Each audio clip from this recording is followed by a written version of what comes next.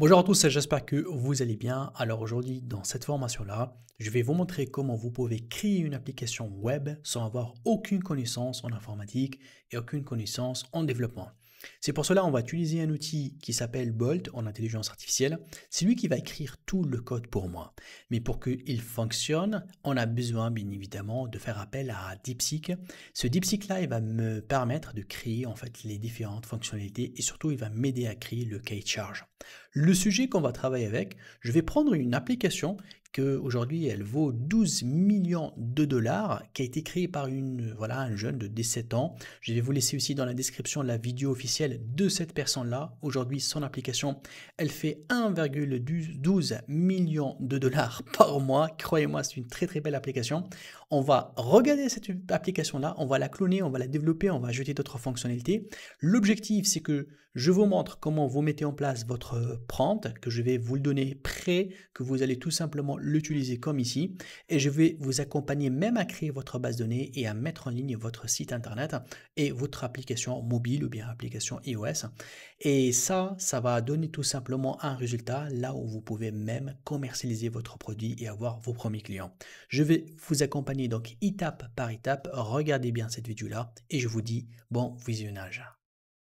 Très bien, alors pour créer une application mobile, on a besoin de plusieurs éléments. Alors premièrement, on a besoin de savoir comment elle tourne et comment elle fonctionne cette application mobile. Et après, on a besoin de savoir si on va créer cette application mobile-là, est-ce qu'on a tout simplement une audience ou bien une communauté qui va l'utiliser. Et généralement, ça doit avoir une application qui va répondre à un besoin, à un problème. Et aujourd'hui, pour créer une application, on n'est pas obligé d'apprendre à coder ou bien être un développeur ou faire appel à une entreprise de développement. On peut le faire nous-mêmes grâce à l'intelligence artificielle. Et la méthode la plus simple pour pouvoir réaliser une application mobile, c'est de voir les bases de données des applications mobiles et détecter les applications mobiles qui font un bon chiffre d'affaires et qui essayent de résoudre un problème. Si on arrive à trouver des applications similaires ou bien des applications à référence, là on voit combien de fois ils sont téléchargés, les avis des clients et que l'application elle résout un problème, bah écoutez, c'est la bonne application à développer. Et pour cela, je vais vous montrer donc un site internet. Là, on va trouver la base de données de toutes les applications qui sont connues aujourd'hui sur internet avec des informations et des statistiques qui vont nous aider à prendre la décision. Alors, rendez-vous sur le site Adapty. Donc ça, c'est notre site internet adapty.io.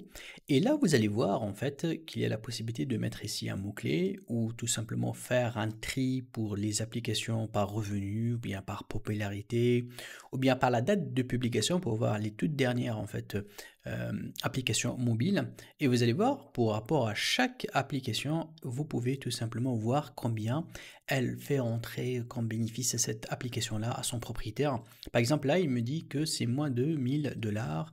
Bon, ça, c'est les toutes dernières applications. Donc là, c'est son nouvelle, bah, tout à fait normal. Mais pour moi, ce que je fais, j'essaie d'aller dans les catégories et je commence à parcourir les catégories. Par exemple, là, si je prends lifestyle, par exemple, je regarde quelles sont les applications les plus connues, quelles sont les applications qui peuvent m'inspirer. Et si j'aime par exemple une application, je peux cliquer pour voir les détails de cette application-là. Et surtout, je peux bien évidemment aller à tester cette application carrément sur Apple Store ou bien sur Android pour voir un petit peu à quoi elle ressemble et comment elle fonctionne et comment voilà, le propriétaire, comment il a créé. Alors pour moi, pour aujourd'hui, en fait, j'ai fait déjà quelques recherches et je voulais tout simplement spécifier que je veux chercher une application qui a tout ce qui a un rapport avec le sport et la santé, et là je vais taper tout simplement un mot calorie tracker. Alors là, lorsque je fais entrer, le système, en fait, il va tout simplement me ramener les applications qui existent ici, qui sont dans ce domaine-là. Mais attention, lorsque vous faites votre recherche, essayez de ne pas chercher uniquement, en fait, dans un système spécifique. Il fallait tout simplement lancer la recherche en général pour pouvoir tout simplement chercher dans toutes les catégories. Par exemple, là, si je fais, voilà, calorie tracker, donc là, il m'a donné une application 2, 3, 4. Et pour chaque application, il me donne combien ça fait entrer comme bénéfice. Celle-là, c'est 600 000. Celle-là, c'est 500 000, 500 000 et 40 000. Et donc, du coup, ces applications-là, comme vous remarquez, celle-là, par exemple, elle utilise beaucoup de l'intelligence artificielle, et c'est très intéressant pour moi. Donc, je vais peut-être m'orienter vers cette application-là. Donc, on va l'ouvrir dans une nouvelle fenêtre comme ça pour un petit peu parcourir donc le site internet de cette application-là et même voir en fait l'application. D'après ce que je vois ici, quand même, elle est classée la 6e dans la catégorie Health Fitness sur App Store. Donc ça, c'est énorme. Donc là, elle a plus que 54 400 avis avec 4.8 et du coup, je pense que ça, c'est une application que ça vaut le coup en fait d'un petit peu de la l'imiter et de créer une application qui se ressemble avec ça. Je peux aussi vous ajouter un autre site internet qui s'appelle Payway Screens. Celui-là, il vous permet la même chose, d'écrire ici en fait le nom voilà, de votre domaine. Et c'est la même chose, hein. Donc lui, c'est une autre base de données, elle est riche aussi, que vous pouvez détecter plusieurs informations. Moi, j'ai cherché dans tout ce qui est calories. J'ai détecté aussi qu'il y a une autre application à 900 000 $ par mois comme bénéfice. Et il y en a une autre qui est beaucoup moins, qui est à 20 000 $ par mois. Donc ça aussi, c'est une autre application. Comme vous le voyez là, elle scanne, elle vous donne en fait le calories par rapport à chaque repas. Vous pouvez bien évidemment aller à chercher là la partie site internet, hein. Donc là, le site internet Flippa, c'est un site, c'est flippa.com, qui vous permet de voir combien ça vend, les gens vendent leur site internet, surtout e-commerce, hein. Donc là, si je fais la même chose, je cherche par exemple par type de la technologie utilisée dans la réalisation de site, comme je peux chercher en général. Par exemple là, je lui dis Calorie Tracker. Donc du coup, il va chercher un petit peu les applications qui peuvent, ou bien les sites internet surtout. Et vous allez voir, hein, donc ce sont des sites qui se vendent trop cher, hein. Celui-là, bon, il est confidentiel, n'est pas affiché, mais quand même, il est à 3 millions hein, de dollars. Celui-là aussi, il est presque 1 million de dollars.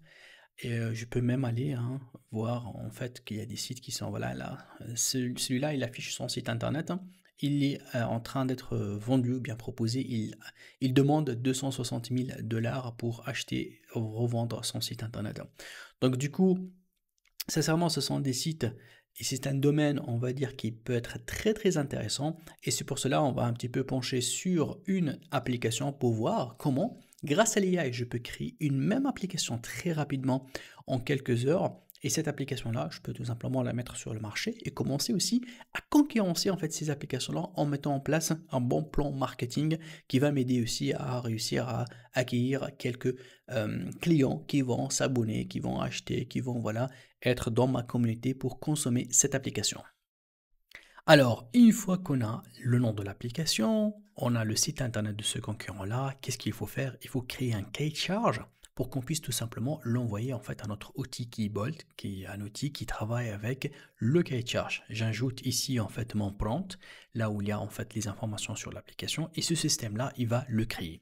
Alors, si je vais faire directement ici la création de mon système, ça va causer un problème. Pourquoi? Parce que Bolt en fait n'est pas très fort dans le premier prompt. C'est-à-dire que si je ne vais pas lui donner tous les détails dès le début, je vais me trouver avec une application qui manque énormément de fonctionnalités, qui ne va pas tout de suite répondre à mon besoin. Mais si je veux créer une application dès le départ avec des bases solides, il fallait vraiment envoyer ici un cahier de charge complet. Alors il faut savoir que dans le passé, en fait, j'ai créé en fait un GPT ici. Donc ça s'appelle promptbolt.new. Ça a été créé avec ChatGPT, que là ici, donc déjà c'est un GPT qui est connu. Tout simplement ici, voilà, donc il est déjà téléchargé de plus que 1000 personnes. Celui-là, lorsque je viens à ce prompt-là, il suffit tout simplement que je lui donne l'idée de mon application et lui, il va me créer le cahier de charge. Mais bien évidemment, avec l'ouverture ou bien le lancement de DeepSeek, j'ai fait énormément de recherches. J'ai trouvé que le DeepSeek il est beaucoup plus performant dans la création des prompts pour Bolt. Et c'est pour cela on va utiliser DeepSeek pour créer notre cahier de charge. Et là, il faut faire très attention avant de copier-coller ici votre prompt. C'est très important d'activer l'option R1. Là, ici, il va faire le mode Thinking. C'est un mode là où il va faire un grand raisonnement, là où il va me donner de très bons résultats. Et surtout, il faut activer l'option Search parce que grâce à cette option-là, le système ou bien Deep, il va aller chercher le site de concurrent et comprendre le mécanisme et le fonctionnement de votre application. Donc, du coup, on aura besoin de ces deux fonctionnalités. Alors maintenant, qu'est-ce que c'est le prompt, qu'est-ce que je vais mettre ici, est-ce que je vais juste lui écrire, écoutez, je veux un key charge pour cette application et je donne juste le nom, c'est pas suffisant. Alors c'est pour cela, j'ai créé pour vous ici un prompt créé spécialement en fait pour Bolt. Bien évidemment, c'est un prompt qu'on a travaillé sur ça pour faire plusieurs types donc d'applications et finalement on a le prompt idéal. Voici donc ce prompt là, il va être bien évidemment dans la description. Vous pouvez ici cliquer pour visiter donc ce lien là, donc c'est un lien qui est partagé avec Notion. Je vous laisse le lien donc dans la description pour que vous faites un copier-coller. Par contre là, je vais vous montrer un petit peu les détails de ce prompt là pour mieux comprendre qu'est-ce qu'il contient et qu'est-ce que vous devez changer. Alors, voici notre prompt. Donc là, ici, bien évidemment, je lui donne l'attribution de rôle et je lui dis que vous êtes un expert en prompt engineering, c'est-à-dire que tu vas essayer de m'écrire la meilleure prompt pour que je puisse l'envoyer à Bolt. Donc là, j'ai spécifié Bolt. Vous inquiétez pas, il a la possibilité d'accéder au site Bolt pour comprendre en fait le mécanisme de cette application-là. Et là, je vais lui demander que le prompt que je vais envoyer à Bolt doit avoir en fait ces informations-là, donc tout ce qui est objectif, le back-office, le front-office et surtout les technologies utilisées. Alors ça, c'est la partie que vous devez la changer. Vous devez changer ici la partie idée. Donc l'idée, je donne tout simplement à quoi fait, qu'est-ce qu'elle fait l'application et le site de concurrent, pour moi, celui qui lui va s'inspirer.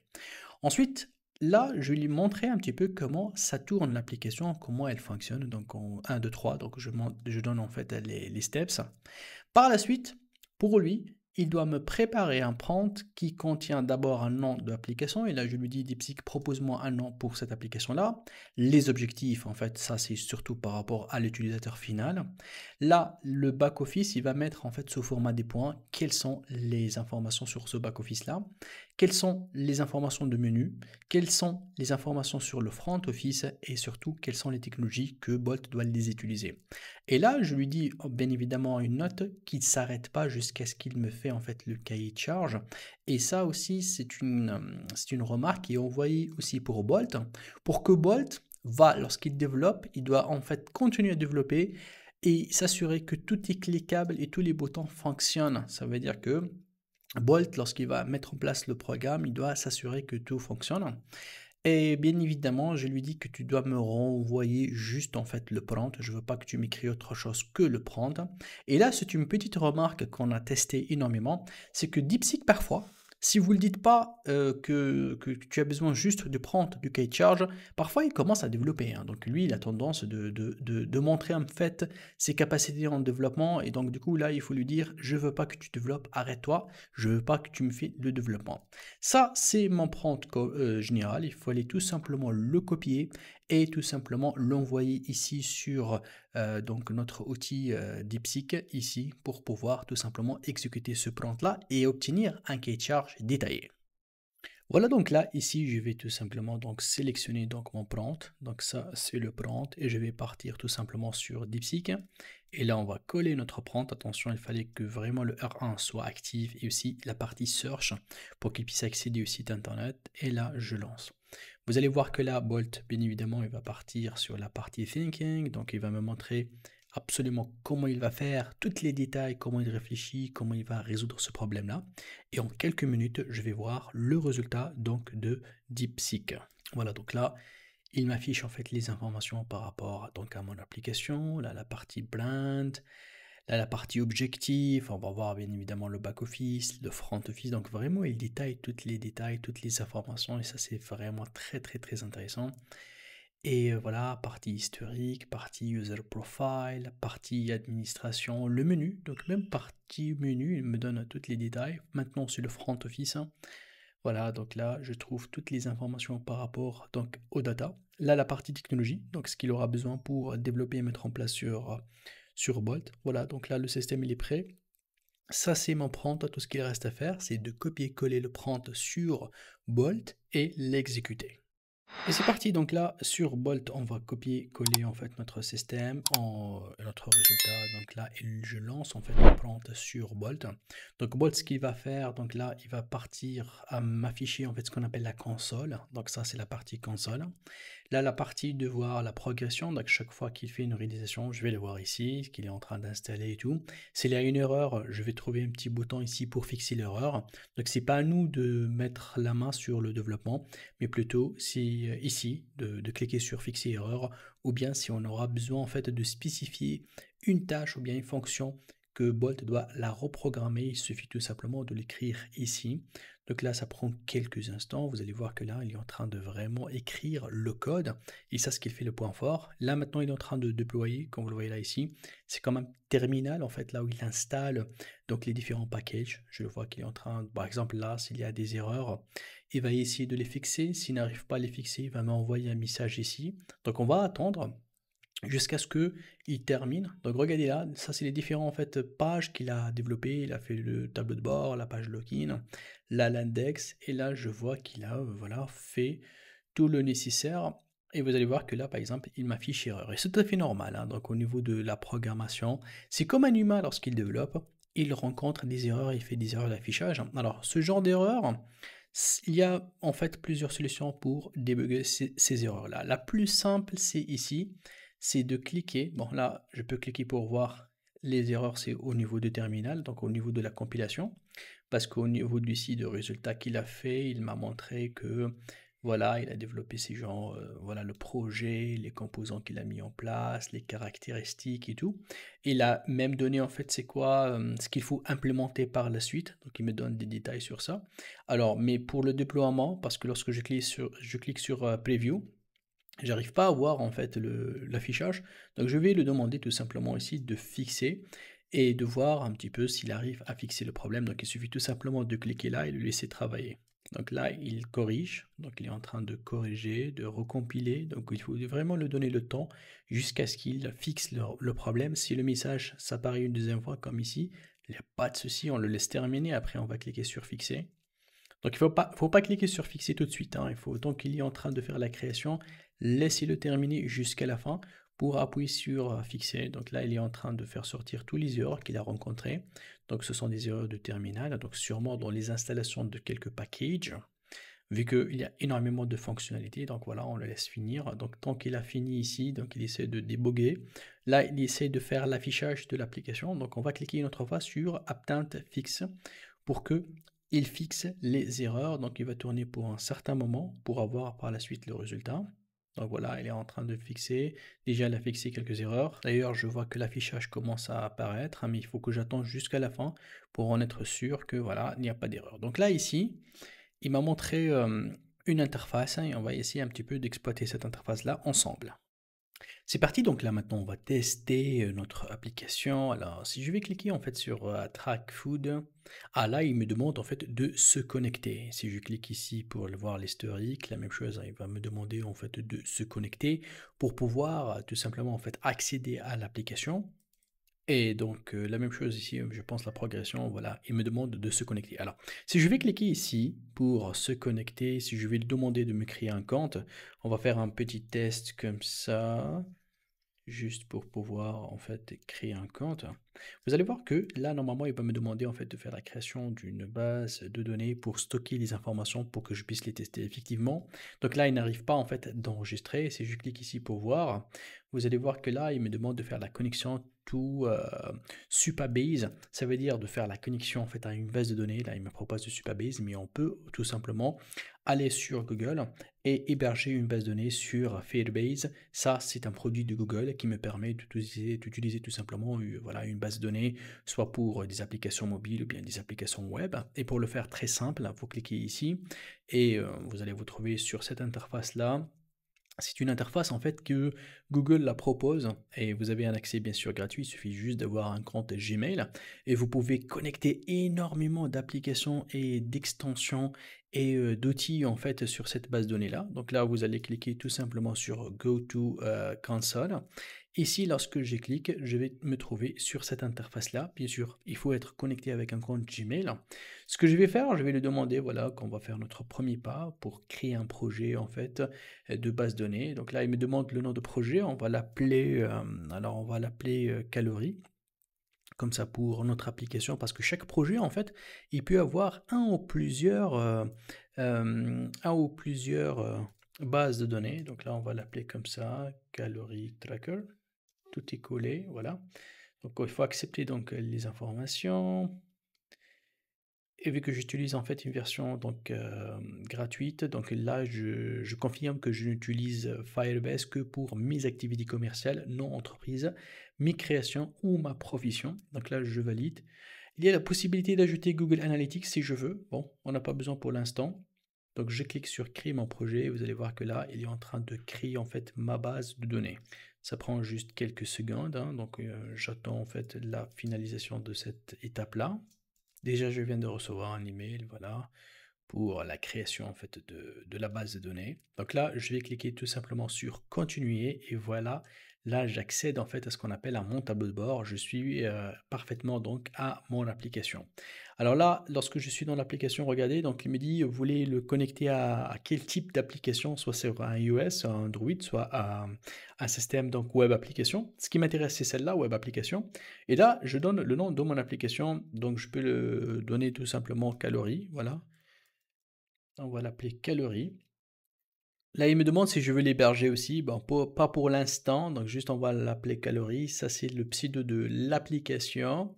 Donc là, il est en train de créer en fait donc l'installation. Et ça, en fait, c'est quelque part le code qui m'intéresse. Je vais le copier parce que celui-là, on va le mettre sur Bolt et ça va m'aider en fait à créer carrément ma base de données. Donc là, je clique à accéder aux consoles. Et lorsqu'on crée une base de données, on a besoin d'espace pour héberger les informations de la base de données. Donc là, du coup, je vais aller ici.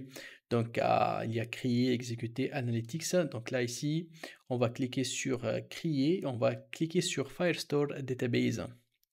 Donc, vous allez voir que là, où on va en fait spécifier l'espace là où on va créer en fait notre base de données. Donc là, je clique sur créer une base de données. Il va me demander l'emplacement de la base. Bah écoutez, la base, on va la mettre en Europe, hein. Et on va cliquer sur suivant. Il va me demander si c'est directement en mode production ou bien test. Je mettrai test parce que après 30 jours, les informations ils vont se vider, hein, donc, de la base de données vu que j'ai pas encore hébergé l'application. Donc ça va, ça me va. Je mettrai juste le mode test vu que je vais uniquement tester l'application au début. Et donc là, physiquement, la base vient d'être créée. Donc du coup là, j'ai toutes les informations. Et là, je laisse donc finir. Je vais aller à Bolt. Et là, sur Bolt, je vais lui dire Create my database. Et je donne, si tu veux, le nom hein, donc, de ma base de données. Donc là, c'est Firebase. Et là, je viens et je lui donne en fait les informations. Alors les informations, comme vous le voyez là, si jamais vous avez perdu les informations, vous pouvez tout simplement revenir ici, cliquer sur les paramètres là, et vous allez aller paramètres de projet. Plutôt, on va aller dans le vue d'ensemble. Une fois que je suis dans le vue d'ensemble, je clique sur mon application. Et là, vous allez tout simplement cliquer ici sur la configuration. Et là, je descends encore un petit peu et voilà le code si jamais vous ne l'avez pas copié. Donc, une fois que j'ai ce code-là, il fallait tout simplement donc là d'appuyer sur Entrée pour exécuter ce code-là pour qu'il puisse commencer tout simplement à vous préparer votre base de données pour que toutes les informations qu'on va les mettre ici vont quand même être enregistrées. Donc là, voilà, il intègre Firebase. Donc, on va le laisser un instant, le temps qu'il termine l'installation complète de la base de données. Il crée les indépendances, tout à fait normal, donc on va les laisser, hein. Donc ça, parfois, ça prendra un peu plus de temps, donc je pense là, il a fini. Jusqu'ici, c'est bien, il est en train de faire le déploiement de mon application, donc il faut le laisser un petit peu de temps pour qu'il termine en fait la réalisation de déploiement, pour que je puisse tout simplement voir le preview. Il ne faut pas cliquer tout de suite pour anticiper, laissez-le en fait finir jusqu'au bout, voilà. Donc là, voilà, il se balance sur Preview. Et donc, du coup, là, ma tâche consiste en fait à tester les différentes fonctionnalités qui sont sur Preview pour valider ou pas, en fait, s'il a bien fait le travail, si les différentes fonctionnalités fonctionnent correctement ou pas. Alors, il y a une information très importante avant de tester. Ici, je reviens dans Authentification. Et dans Authentification, je dois définir le mode en fait de connexion. Donc ici, lorsque je clique sur mode de connexion, vous allez voir que je dois tout simplement en fait sélectionner quel est le mode de connexion de mon application. Je pense que ça vous arrive souvent hein, lorsque je me connecte sur un outil, je peux lui demander en fait de se connecter avec Google, d'autres qui, je peux lui demander voilà, de permettre à l'utilisateur de se connecter avec Microsoft, avec Facebook. Et il y a aussi donc l'email et aussi même le téléphone hein, pour qu'il reçoive un SMS. Alors pour moi, celui qui m'intéresse, c'est celui-là, c'est l'email. Donc je sélectionne celui-là. Une fois qu'il est sélectionné, vous allez voir que là maintenant, il devient en vert. Et cela, il me dit, c'est comme si moi, je peux tout simplement donc me connecter avec l'email. Alors, si je reviens sur Bolt, vous allez voir ici, moi, j'ai cliqué sur déployer ici, voilà. Lorsque je clique sur déployer, il va me faire tout simplement un petit lien pour que j'arrive à tester en fait l'application en temps réel. Donc là, j'ouvre ce lien-là, donc c'est un lien à distance, là où j'ai mon application. Alors, je me connecte. J'ai pas de compte, on va créer un compte. Donc là, ici, création de votre compte. Là, ici, je vais lui donner une adresse email. Allez, on va l'appeler juste comme ça pour tester. testatest.com. Je mettrai un mot de passe. Regardez, si je mets un mot de passe court, vous allez voir qu'il va me dire attention, il faut avoir un mot de passe plus intéressant. Et là, donc je mets un mot de passe un peu plus long. Et voilà, donc là, ici, moi, je peux l'enregistrer si je veux. Je suis sur mon back-office. Donc là, j'ai donc l'interface de mon back-office ici. J'ai ici donc mon menu. Il y a le tableau de bord, il y a le track food, il y a l'historique, il y a la progression. Et là, c'est là où ça commence le jeu. C'est-à-dire que moi, je peux commencer en fait à tester, à voir en fait les différentes fonctionnalités. Je peux commencer avec celle qui m'intéresse. Hein. Soit je commence avec la partie paramètres, soit je commence avec la partie, bon, moi je pense la partie la plus importante, c'est le track food, c'est cette partie-là qui m'intéresse le plus. Donc du coup, je vais commencer à bosser sur cette interface-là pour que mon application va me faire les fonctions une à une pour que j'arrive à mieux la développer. Alors ici, ce qui m'intéresse en fait, c'est dans cette partie-là, je veux ajouter l'option pour uploader une image et ajouter une image ici à partir de mon ordinateur. Si vous voyez là, lorsque je clique ici, il va me faire afficher, comme vous le voyez là, donc ma webcam. Je peux prendre la photo, je peux l'analyser ici. Si j'appuie sur analyser, je peux tout simplement reprendre la photo, si je veux tout simplement reprendre la photo. Mais pour moi, ce qui m'intéresse, c'est que ici, je veux ajouter l'option. Alors, ce que je vais faire, c'est très simple. Je vais prendre une imprime écran de cette partie-là et revenir vers Bolt. Et là, je vais lui demander d'ajouter en fait cette option-là dans cette rubrique et je fais en pièce jointe, comme vous le voyez là ici, l'imprime écran. Et tout ce qu'il faut faire, c'est tout simplement cliquer ici pour lancer cette requête. Une fois donc ça a été exécuté, vous allez voir que là, il a ajouté en fait la page en question, la fonction. Ce qu'il faut faire, bien évidemment, je vais lui demander tout simplement de faire déployer ça pour que je puisse la tester. Hein. Donc là, il va la créer tout simplement donc un lien hébergé pour que je puisse tout simplement cliquer et faire le test en temps réel pour voir réellement l'application, comment elle va tourner. Voici donc mon lien, je clique sur le lien, je passe vers l'application, je clique sur Track Food et voilà, donc là j'ai la possibilité en fait d'ajouter ma photo ici à partir de mon ordinateur. Alors tout ce qui reste maintenant, c'est de tester cette option-là. Donc là, il va m'afficher mon ordinateur. Donc je vais choisir une photo. Je prendrai de burger. Donc là, je prends cette image. Vous voyez là, j'ai cette option-là qui s'appelle analyser. Donc là, lorsque je clique sur analyser, on va voir en fait qu'est-ce qu'il va faire. Est-ce qu'il va l'analyser ou pas? Est-ce qu'il sur Bolt, est-ce qu'il va faire afficher un message d'erreur? Si vous avez remarqué, donc là, il donne aucun résultat. Alors ce que je vais faire, je vais tout simplement la sélectionner ici. Voilà. Et je vais essayer d'envoyer ici sur Bolt. Donc j'ai pris une imprime écran. Peut-être que ici, en fait, on va lui demander de développer la fonction de l'analyse et qu'on a besoin en fait qu'il se connecte avec donc l'API de ChatGPT pour qu'il puisse tout simplement me donner du résultat. Et c'est pour cela, j'aurai besoin en fait de créer mon API ChatGPT. Et donc là, rendez-vous sur le site donc, de ChatGPT sur la plateforme OpenAI et vous allez voir que là, il y a l'option API Keys. Donc là, on va créer notre clé. La création des clés est très simple. Je vais juste ici créer une API en fait juste pour tester. Donc elle va être supprimée juste après donc, la formation. Donc là, on va l'appeler tout simplement calories, comme ça on va se rappeler.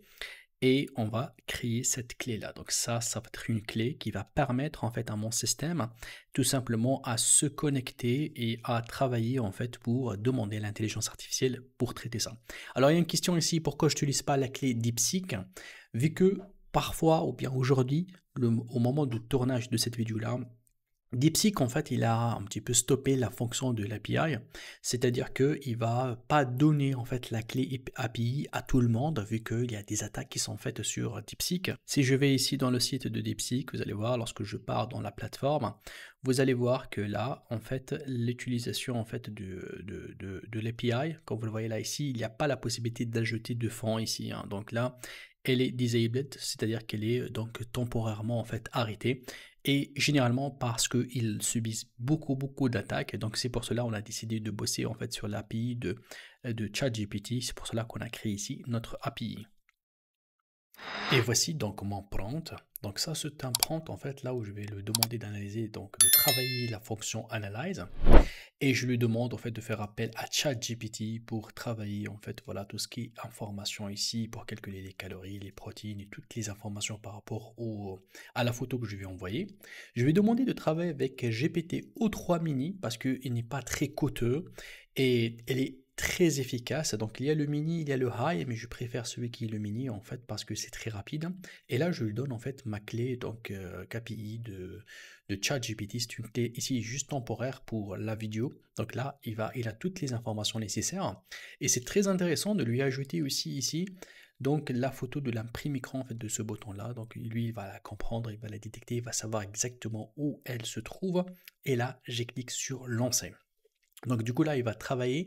Cette clé-là, il va la définir en tant que variable globale, donc elle va la mettre dans un fichier. Je peux bien sûr par la suite lui demander de protéger ce fichier-là et le crypter encore pour que ça soit pas en fait accessible, voilà, parce que cette clé-là, si quelqu'un d'autre la prenne, il peut l'utiliser, voilà, et la consommer parce qu'elle est facturée selon la consommation.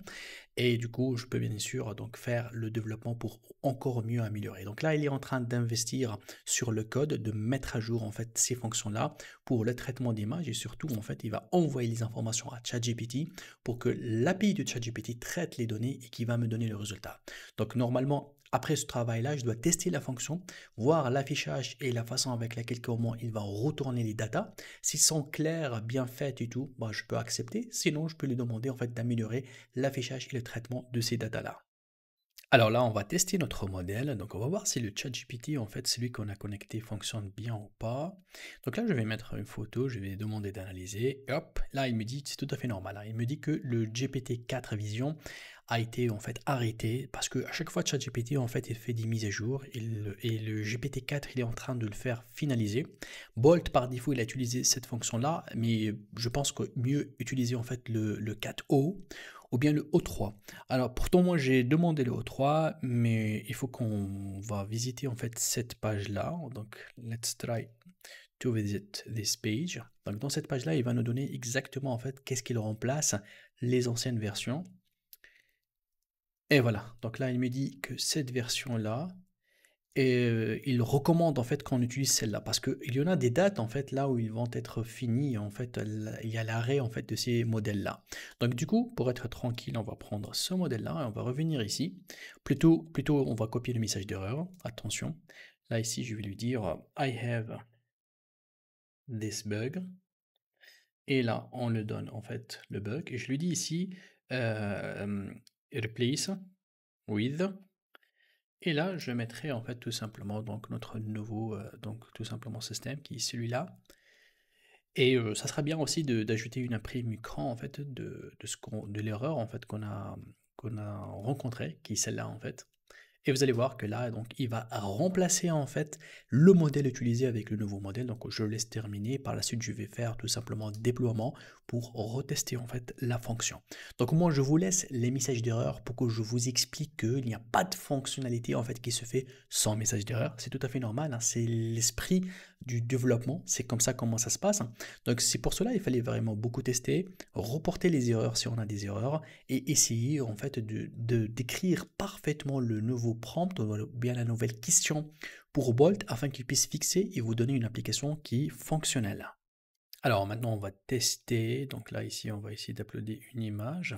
Donc je prends cette image là, je lance l'analyser, donc on va voir s'il va faire bien à faire appel à ChatGPT. Il doit être capable de détecter tous les ingrédients ici et verdict, voici le résultat. Et je pense que c'est un très bon résultat. Donc là, vraiment, il me dit qu'il y a 800 calories ici. Donc du coup, là, jusqu'ici, en fait, la fonction fonctionne très très bien. Et il reste ce qu'il faut faire, il faut aller bien évidemment faire développer les autres fonctions afin d'avoir que l'application soit à 100% fonctionnelle. Alors là, c'est une partie très importante, c'est l'historique. Donc bien évidemment, chaque fonction, il faut la prendre, il faut lui expliquer qu'est-ce que tu as besoin exactement pour qu'il puisse tout simplement les ajouter ici. Alors si je prends une journée par exemple là, c'est très important en fait qu'il va ajouter les informations que j'ai scannées pendant toute la journée, il doit les accumuler ici, hein. Donc ça c'est très très important.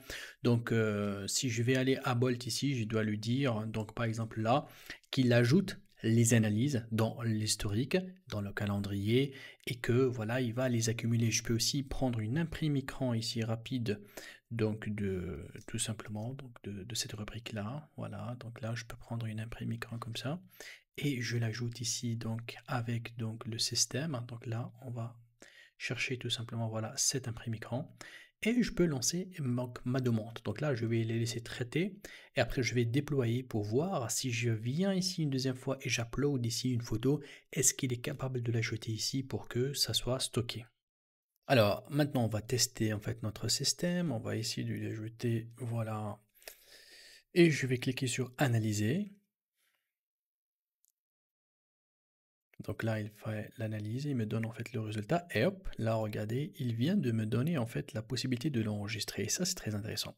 Et c'est lui tout seul, hein, il a détecté qu'on peut le faire en breakfast, lunch, dinner, snack, et si c'est vraiment lunch, je mettrai lunch, et là, je vais enregistrer. Alors là, il faut faire très attention. Si je vais enregistrer, en fait, il va aussi enregistrer l'image, mais bon, pour enregistrer l'image, il fallait que dans ma base de données, je dois avoir en fait une base de données là où je vais tout simplement stocker les images parce que le stockage des images se fait dans un autre endroit différent de stockage des datas.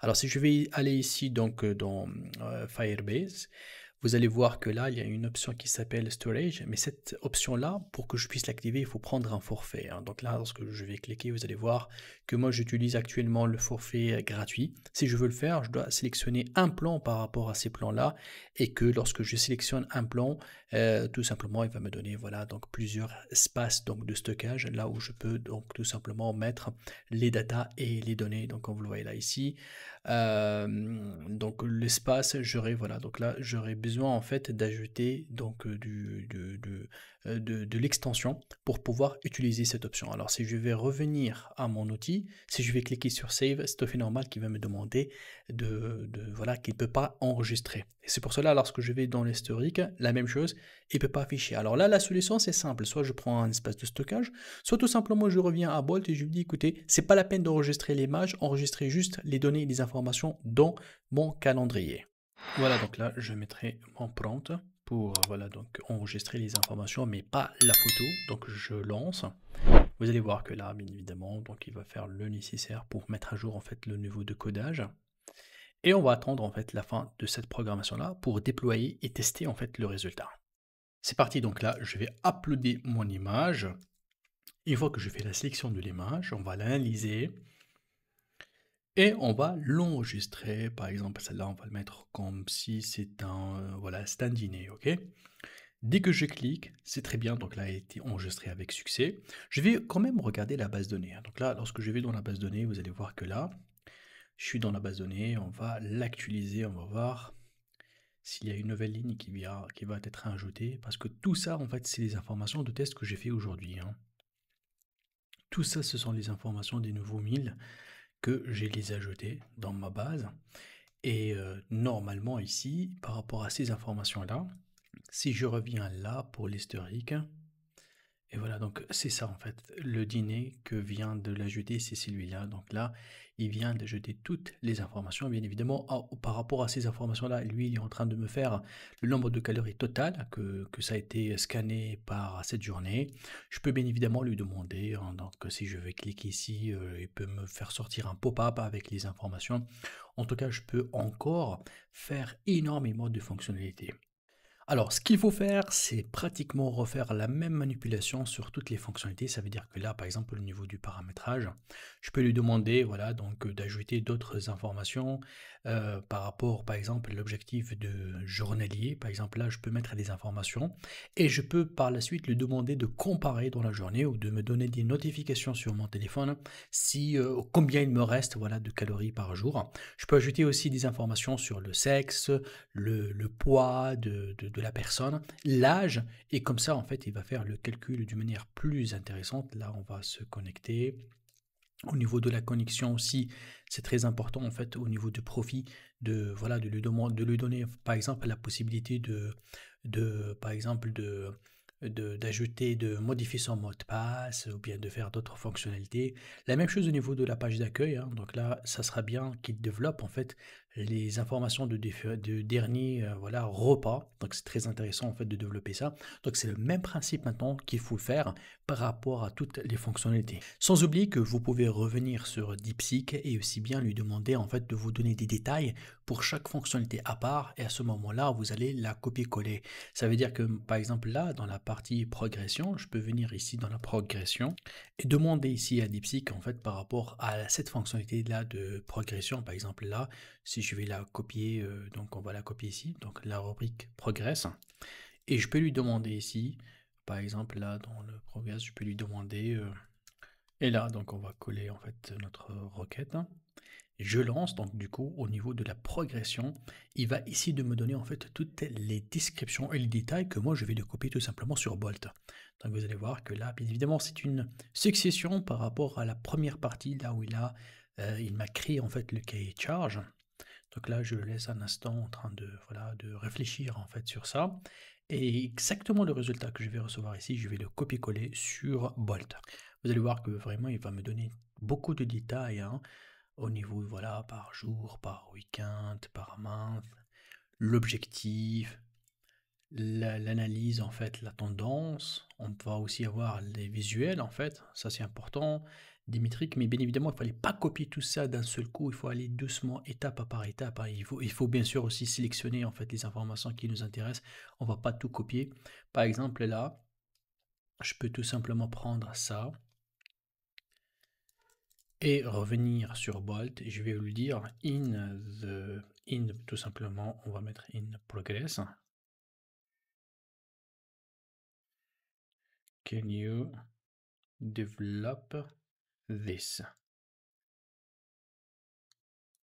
Et là, donc, on va tout simplement copier-coller en fait les informations, bien la requête, et je le laisse bien évidemment travailler. Le même principe, le même concept à faire sur toutes les rubriques pour avoir finalement une application opérationnelle et qui fonctionne d'une manière ou bien d'une bonne qualité.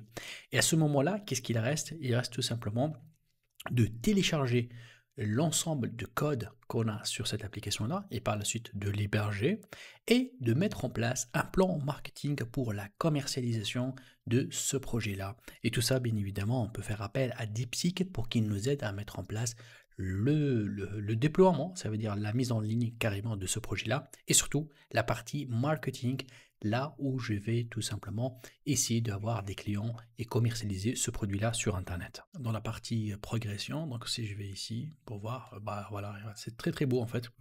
Là, il a fait tout simplement un tableau de bord, hein, là où je peux aller par jour, par week-end, par mois. Il a détecté en fait voilà le nombre de calories dans la base de données. Il a fait sortir bien sûr combien de protéines. Et vraiment regardez, hein, la qualité du résultat que je suis en train de voir, c'est vraiment très très très intéressant. Je peux bien sûr aller faire beaucoup plus de ça et lui dire voilà par la suite d'aller petit à petit à travailler chaque rubrique ou bien chaque fonction à part. Donc là il m'a donné par semaine, je peux regarder par jour, je peux regarder par mois, bien évidemment. Bon, pour ici on a uniquement une seule journée dans le système, c'est tout à fait normal, ça donne les mêmes résultats, mais bien évidemment il faut tester, il faut aussi un peu développer les informations. Et aussi, en fait, on peut faire appel, en fait, on peut même faire une imprime écran ici, faire appel à DeepSeek pour lui demander comment je peux encore améliorer cette interface-là. Et je vais attendre les résultats de DeepSeek, comme je peux bien évidemment aller passer aux étapes suivantes, hein, par rapport en fait au visuel, pour mieux l'améliorer, par rapport aux métriques en fait et les systèmes de calcul, par rapport à ce qu'on appelle la gamification, c'est la partie score que je peux mettre en évidence. pour motiver les gens à mieux travailler en fait ça.